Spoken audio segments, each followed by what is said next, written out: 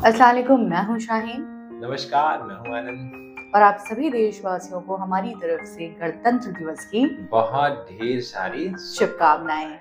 जी हाँ। गणतंत्र दिवस किसी भी देश के लिए कहा जा सकता है कि देश का दूसरा सबसे बड़ा त्योहार होता है और हमारे देश के लिए तो बिल्कुल ही है।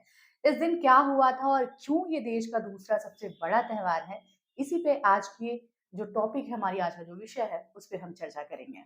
जी हाँ, 26 जनवरी 1950 के दिन ही हमारे देश का संविधान लागू हुआ था और इसको लागू होने से पहले काफ़ी संघर्ष हुए थे। इसको लागू किया बाबा साहब डॉक्टर भीमराव अम्बेडकर ने लिखा 2 साल 11 महीना 18 दिन में संविधान को लिखा गया था। तो सही कहा आनंद जी आपने कि 2 साल 11 महीने 18 दिन एक बहुत एक बड़ी कहते हैं कि जर्नी होती है, जी, बहुत जिसको लंबा टाइम हाँ, बहुत लंबा टाइम जिसको तय किया गया और संविधान वो संविधान। ज़रूरी क्यों है किसी भी देश के नागरिक के लिए, ये समझना शायद सबसे ज़्यादा ज़रूरी है। जी हाँ, तुम्हारे सारे सवालों का मैं मुकम्मल जवाब दूँ, कभी गौर से मुझे पढ़ना। जी हाँ, मैं भारत का संविधान। बेशक, बेशक। कभी गौर से पढ़ना मैं भारत का संविधान हूँ और भारत का संविधान कहता ही है कि हम भारतीय हैं, वो हमेशा हम की ही बात करता है। जी। और यही हम क्या है और कैसे है, इसी पे आज हम बात करने वाले जी हैं। हाँ, आज हम चर्चा करेंगे संविधान के बारे में। जब संविधान लागू हुआ तो बाबा साहब ने कहा कि आज मैं रानी के पेट पे चाकू चला रहा हूँ और आज से रानी का बेटा राजा नहीं होगा, राजा वही होगा जो हकदार होगा। ये एक बहुत बड़ी बात उन्होंने की। जैसा कि मैंने भी बहुत पढ़ा है आनंद जी कि जो भारत का एक इतिहास रहा है, वो वहाँ कहीं न कहीं राजतंत्र जी, स्थापित था और ये एक बहुत ही कष्ट की बात किसी भी नागरिक के लिए है और शायद उस वक़्त भी जी। थी ही, तो जिसकी वजह से ये एक इतना लंबा-सा सफ़र तय करके संविधान को लाया गया, संविधान लिखा गया। तो यकीनन राजतंत्र खत्म हुआ और ये जो एक लोकतंत्र है, वो हम जी सबको हाँ, मिला। 26 जनवरी 1950 से देश में लोकतंत्र स्थापित हुआ और उसके बाद से हमारे कुछ मूलभूत अधिकार हैं। आइए हम बात करते हैं किसी भी देश का जो संविधान होता है, वो उस देश की रीढ़ की हड्डी होती है, जिस पे पूरे देश की व्यवस्थाएँ बनी रहती हैं और एक कानूनी तरह से पूरे देश को उसपे चलना पड़ता है। आज़ादी मिलना एक अलग बात होती है, लेकिन आज़ादी को बरकरार रखने के लिए देश में संविधान का काफ़ी महत्व होता है। बिल्कुल, ये कहते हैं ना वो वही बात हो गई कि घर में पापा-मम्मी दोनों हैं और मम्मी ने कहा, "हाँ, हाँ, तुम बहुत फ्री हो, तुम कुछ भी कर सकती हो।" लेकिन अगर पापा का डर ना हो, तो जी, सीरियसली बच्चे कुछ भी कर जाएँ। कुछ भी कर तो सकते हैं। वो एक जो कहते हैं कि एक दायरा होता है, जिसमें महदूद होके चीज़ें करनी होती हैं, वही हमें संविधान देता है और संविधान ने वाक़ई में बहुत कुछ ऐसा दिया है, जिसे जानना हम सबके लिए जब बहुत बात ज़रूरी करें है।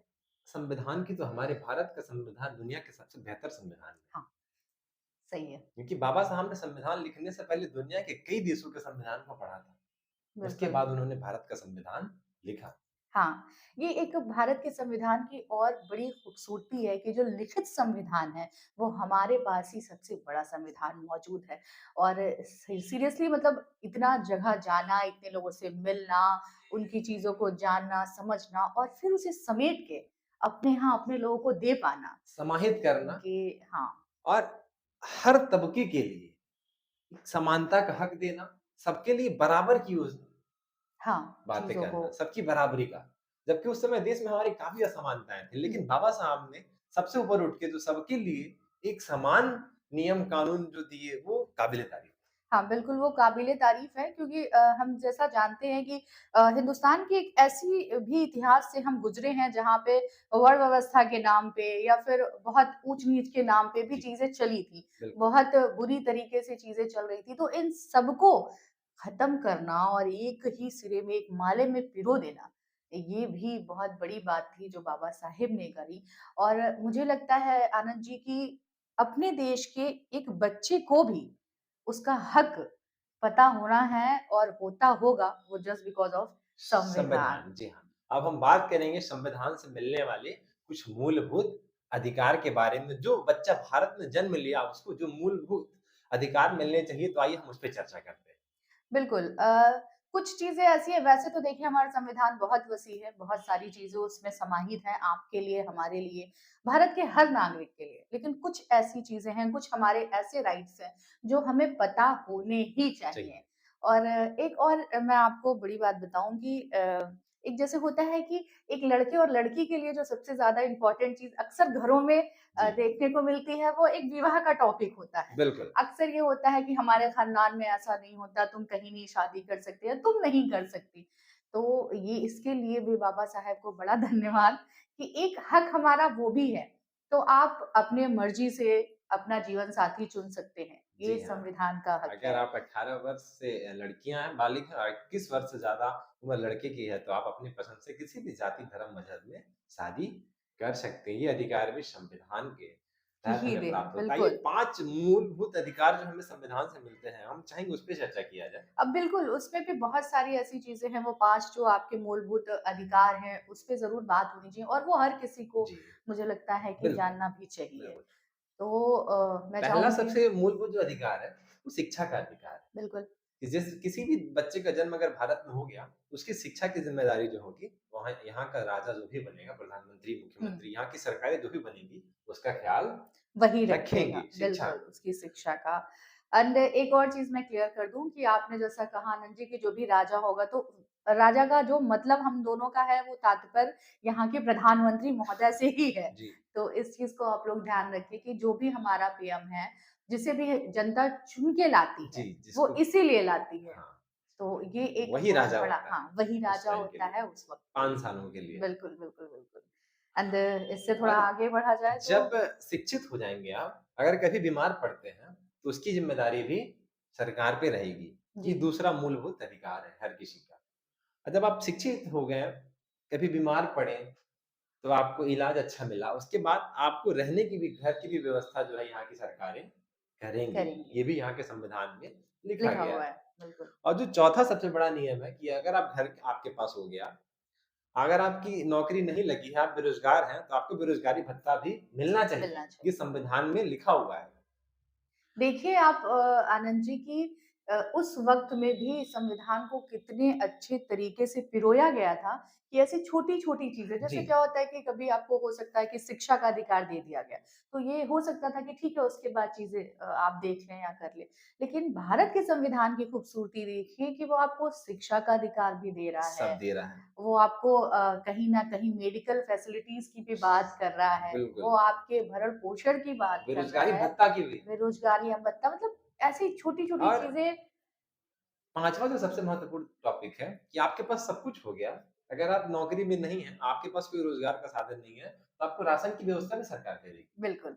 ये जो भी आज के नेता लोग देख के श्रेय ले रहे हैं, ये इनकी देन नहीं है, ये हमारे संविधान में लिखा हुआ है ये देने हाँ, का। और ये आम नागरिक को बिल्कुल पता होना चाहिए, ये वो राइट्स हैं जो आपको ज़रूर पता होना चाहिए। अगर आपको ये लगता है कि कोई चीज़ें सरकार की तरफ से बस यूँ ही आती हैं, तो नहीं, नहीं, रुकिए, सोचिए, सोच ये यूँ ही नहीं है। बिल्कुल, ये हमारा संविधान है, जिसने हमें हक दिया है कि हम उन बिल्कुल। चीज़ों को लें और ले रहे हैं एंड मैं एक बार फिर से नमन करती हूँ बाबा साहब भीमराव अंबेडकर को, उनकी सोच को, उनके सारे साथियों को, जिन्होंने इसमें इतना बड़ा अपना कहीं न कहीं कॉन्ट्रिब्यूशन दिया जी है। हाँ, बहुत बड़ा योगदान रहा संविधान का, लेकिन जब संविधान की बारी आती है और 26 जनवरी की बात आती है, गणतंत्र दिवस की बात आती है, तो लोग बाबा साहब को उतना महत्व नहीं देते हैं। लेकिन हम चाहेंगे कि हर व्यक्ति बाबा साहब के बारे में पढ़े, उनके जीवन के संघर्षों के बारे में पढ़े। जी हाँ, जिस व्यक्ति को पानी पीने की आज़ादी नहीं थी, जिस व्यक्ति को पढ़ने की आज़ादी नहीं थी, स्कूल के बाहर बैठ के पढ़ा करते थे, जिस व्यक्ति के साथ बहुत अनगिनत भेदभाव किए गए, उस व्यक्ति ने 3-3 भाषाओं में पीएचडी की और 32 से ज़्यादा डिग्रियाँ ली। हाँ, उनके पास 18 सही से ज़्यादा भाषाओं का ज्ञान था। ज्ञान के सागर थे वो सागर थे वो। और उन्होंने जब संविधान लिखने का मौका मिला तो सबके लिए समानता का समानता अधिकार का लिख दिया। अधिकार लिखा, कितनी बिल्कुल। दूरदर्शी नज़र के थे वो। बिल्कुल, बिल्कुल, उसमें कोई उस दो समय राय नहीं है। महिलाएँ नौकरी में नहीं थी, फिर भी उन्होंने प्रेग्नेंसी लीव दिया हुँ, कि अगर महिलाएँ पेट से हैं, तो उनको छुट्टी मिलनी चाहिए। मिलने चाहिए। इस सोच को बहुत सैल्यूट है बाबा हाँ, साहब बिल्कुल, बिल्कुल सैल्यूट है कि इतना सब कुछ सोचना, हर एक किसी के बारे में सोचना, किसी भी कास्ट, कम्युनिटी, तबके का हो, उसके बारे में सोचना, जी, ये बहुत बड़ी बात है ही है, जो उन्होंने कर दिखाया और जिसकी बदौलत शायद आज हम और आप आपके सामने आ पाए हैं, आपसे बातें कर पा रहे हैं, जी हाँ। देश के जितने ही मुद्दे हों, सारे के सारे फैसले आते हैं हमारे संविधान संविधान से। से। तो इसका मतलब हमारा देश का संविधान जो है, वह शब्द से, सारे धर्म से, सारे मज़हब से, सबसे सर्वोपरि ऊपर है, है। बिल्कुल। तो संविधान को ज़रूर पढ़ें और जब बाबा साहब ने संविधान को संसद में पेश किया तो एक जो प्रमुख बात कही उन्होंने, उन्होंने कहा कि किसी भी देश का संविधान कितना भी अच्छा क्यों ना हो, अगर उसको लागू करने वाले लोग अच्छे नहीं होंगे, वह बुरा साबित होगा। सही। किसी भी देश का संविधान कितना भी बुरा क्यों ना हो, अगर लागू करने वाले लोग अच्छे होंगे, तो वह अंततः अच्छा ही अच्छा होगा, साबित होगा। बिल्कुल। और हम ये उम्मीद करते हैं कि वीडियो बनाने का हमारा जो मकसद है वो यही है कि आप अपने संविधान को ना सिर्फ पढ़ें, बल्कि जो आपका हक है, आप उसे भी जानें। और बाबा साहब की एक और बात मैं यहाँ ज़रूर कोट करना चाहूँगी, जिस तरीके से चीज़ें चल रही हैं उसको देखते हुए, कि उन्होंने एक और बात बड़ी मज़ेदार कही थी जी, कि बताएँ। मुझे पढ़ना, पूजना मत। तो इस बात को ज़रूर पकड़ के रखिएगा कि शिक्षा मिलना या होना कितना ज़्यादा ज़रूरी है। तो प्लीज़ आप शिक्षित बनिएगा और जी, आगे बाबा साहब ने जी सबसे महत्वपूर्ण बात ये कही कि शिक्षा उस शेरनी का दूध है, जो जो जितना पिएगा पिएगा, उतना दहाड़ेगा। उतना दहाड़ेगा। बिल्कुल। तो ये और ये सही भी है आनंद जी, अगर हम लोग भी अपनी बात करें तो जी, अपने व्यक्तिगत जीवन में भी हम लोगों ने इस चीज़ की अनुभूति की ही है बिल्कुल। कि ये जो एक आत्मविश्वास आता है और ख़ास तौर पे मैं अगर कहूँ तो भारत की जो बेटियाँ हैं, ख़ास तौर पे जो महिलाएँ हैं, उनसे ये अपील करूँगी कि वो ज़रूर शिक्षित हों। क्योंकि एक मर्द पे कहीं न कहीं सिर्फ़ एक कुल की ज़िम्मेदारी है, लेकिन जो औरतें हैं वो नस्लों को तैयार करने वाली होती हैं। तो आपका शिक्षित होना और सही दिशा में शिक्षा लेना, ये और ज़्यादा ज़रूरी है। बहुत महत्वपूर्ण है।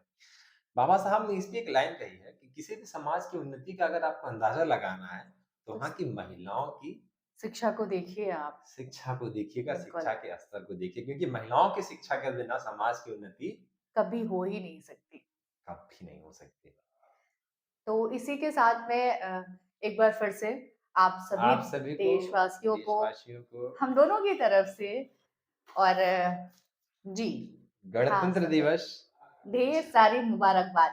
और 26 जनवरी 1949 को यह लागू हुआ था देश में और जब यह लागू हुआ तो सारे विधान पुराने कट गए और नए कानून बन के आए जिसपे भारत का प्रधानमंत्री हो, मुख्यमंत्री हो, कोई भी पद कोई पे भी हो जी, आसीन, हाँ, इसको इसकी शपथ लेके इसको सुरक्षित रखने के दायरे से वह उस पद पे जाते हैं। इसी के दायरे से जज, आईएएस, पीसीएस, डीएम सारे लोग बनते हैं। तो सबसे बड़ा अगर देश में कुछ है कुछ है और आप इसको इस तरीके से नहीं देखिएगा कि ये सिर्फ़ एक किताब है, बल्कि सही मायने में ये एक ग्रंथ है। संविधान देश का एक ग्रंथ जिसको कह सकते हैं, जैसे आपका धर्म ग्रंथ होता है ना, वैसे ये है इस देश का ग्रंथ। और हर एक देशवासियों के लिए ये फ़र्ज़ है कहीं न कहीं उन पे कि वो अपने संविधान को ना सिर्फ़ जानें, पढ़ें, बल्कि अपने हक को भी वो ज़रूर समझें। यही एक ध्येय था संविधान के रचयिता का, जिन्होंने हमें इतना उम्दा संविधान दिया था। तो बहुत-बहुत शुक्रिया। और इसी उम्मीद के साथ कि ये वीडियो आपको ज़रूर पसंद आएगी। वीडियो को ज़्यादा लाइक, शेयर ज़्यादा ज़रूर से ज़्यादा कीजिएगा, लोगों तक पहुँचाएँ और पुनः पहुँचाइएगा। आप सभी को गणतंत्र दिवस 26 जनवरी की ढेर सारी बहुत-बहुत ढेर सारी शुभकामनाएँ। शुभकामनाएँ। जय हिंद, जय जय हिंद, भारत। जय भारत।